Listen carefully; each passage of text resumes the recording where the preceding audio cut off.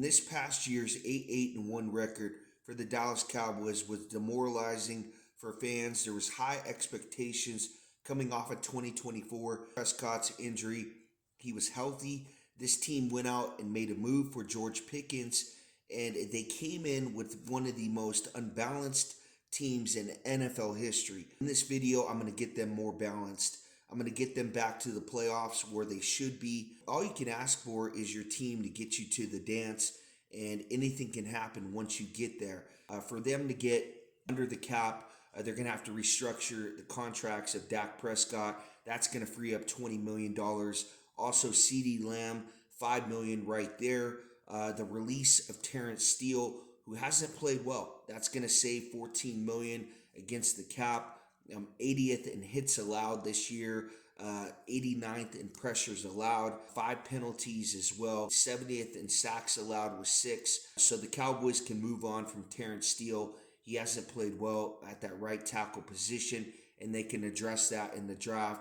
Their 2 first-round picks. Restructure the contract of Kenny Clark. Some Cowboys fans have said to release him. There is an opt-out in his contract. They can save $21 million.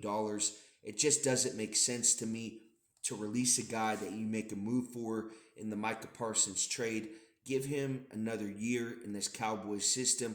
I really realize the defense was bad, but they can move on from guys like Logan Wilson, address that position in the draft, and save about $6.5 million against the cap. Another safety, Malik Hooker. They can save $7 million right there. Now, they do have some free agents, a guy like George Pickens, who I think they need to resign. There is no better receiver in the league with the spectacular catch ability.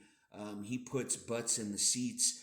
Jerry Jones knows that. He's going to have to pay him $25 to $30 million a year, a lot of guaranteed money. Another guy they got to keep is Javonte Williams. They found him from Denver for some reason.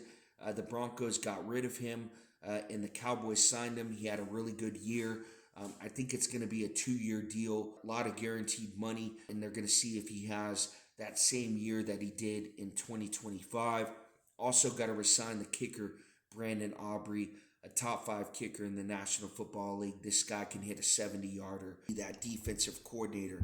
Now they have brought in a few guys to interview, Jonathan Gannon, Christian Parker, Jim Leonard, but Leonard would possibly be my favorite. He's a good teacher, an effective communicator, 2 things that are sorely needed.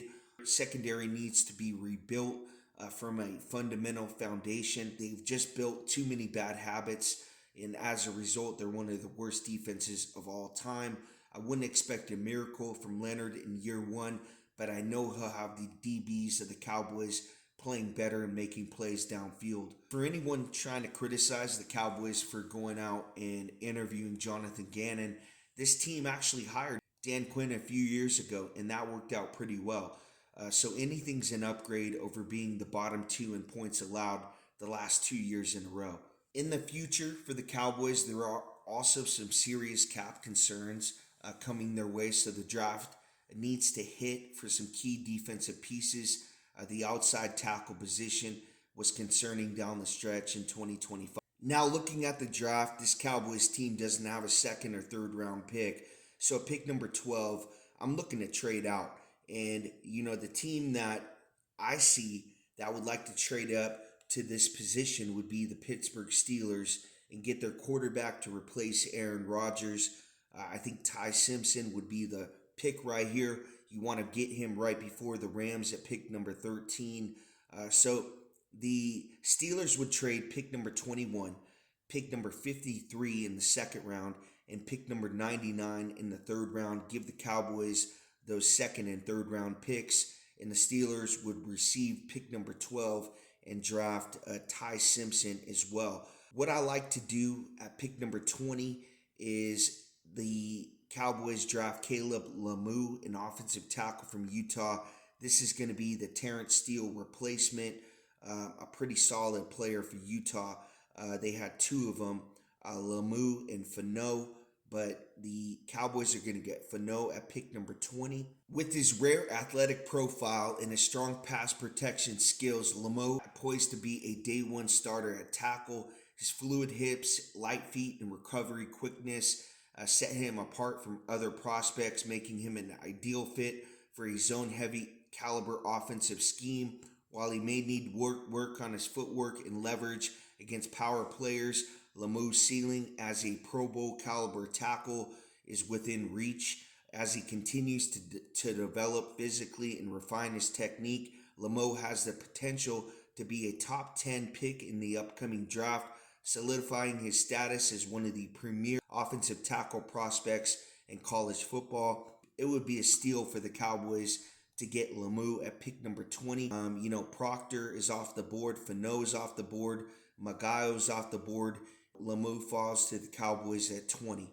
At pick number 21, I have the Cowboys taking C.J. Allen, a linebacker from Georgia, replacing free agents Kenneth Murray, opt out of the contract of Logan Wilson. This is a great pick right here for the Cowboys. They need a linebacker, a young piece to this Cowboys defense. Allen is a 3-year starter at Georgia and a throwback to the between the tackle thumpers in the past. Allen showed good patience and technique in the run game with good decision making, the power to take on blocks, and reliable tackling. He's also an adequate coverage linebacker who can time his rushes effectively when set as a blitzer. However, his overall athleticism and range really don't pop off the tape as anticipated. I can see the Cowboys taking Allen at pick number 21 here just because they need a linebacker desperately. You don't want to wait till the second and third rounds to grab one. Grab one right here. He's played, a ton of big games at Georgia. Cowboys got to grab a linebacker with this pick. In the second round at pick number 53, I have the Cowboys taking Dylan Thiemann, a safety from Oregon. Standing at 6 foot, 205 pounds, Thiemann is a versatile safety that can do it all on the gridiron. The sophomore's ability to play in a single high safety. Thiemann is widely considered the best, if not the best, single high safety in the nation. What makes Thiemann a standout is his lone safety, is his speed, allowing him to cover the lion's share of the field on his own, like former Steeler Troy Polamalu. Thiemann is the best single high safety in the covered country right now. He's a freak athlete at the position in college football. His range is better than 80% of the NFL safeties right now. He's that good. He's the whole package, aggressive ball skills, everything you want in a free safety. So I have the Cowboys in the second round grabbing Thiemann, a safety from Oregon.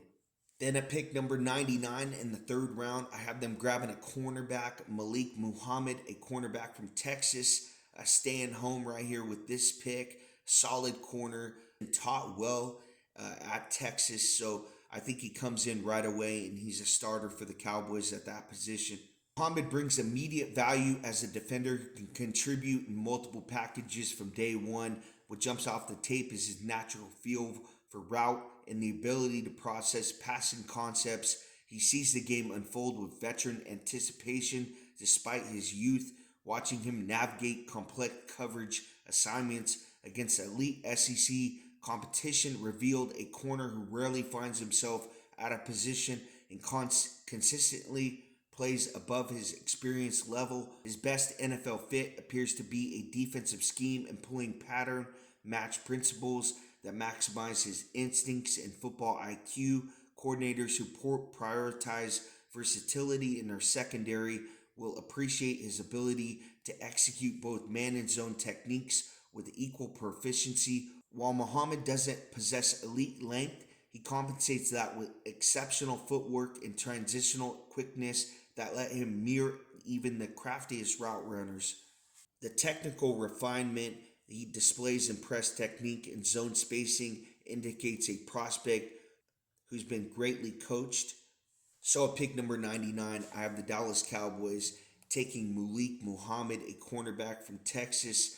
At pick number 112, I have the Cowboys taking a safe pick right here, Emmett Johnson, a guy that if they can't get Javonte Williams signed, Johnson can come in and get some carries for the Cowboys in 2026.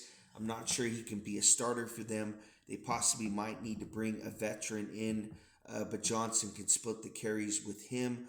Pick number 150. I have the Cowboys taking some guard help right here. Matt Golbin, an interior offensive lineman from Michigan State. And then at pick 177, I have the Cowboys taking Keyron Crawford, an edge rusher from Auburn.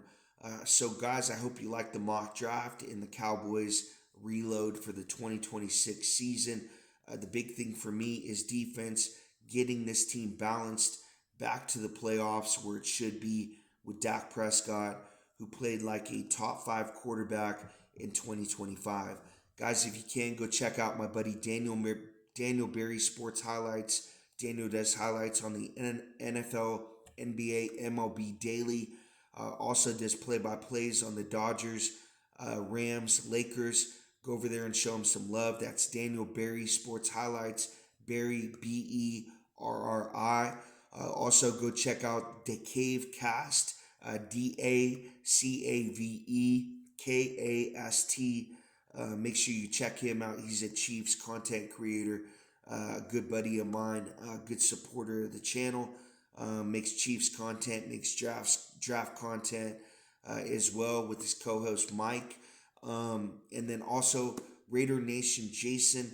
If you're a big Raiders fan, you want your Fernando Mendoza news, what the Raiders are going to do with that number 1 overall pick. Raider Nation Jason has a show on Sunday with Christopher Raiders. Make sure you guys check him out. Thank you guys for watching. I appreciate it.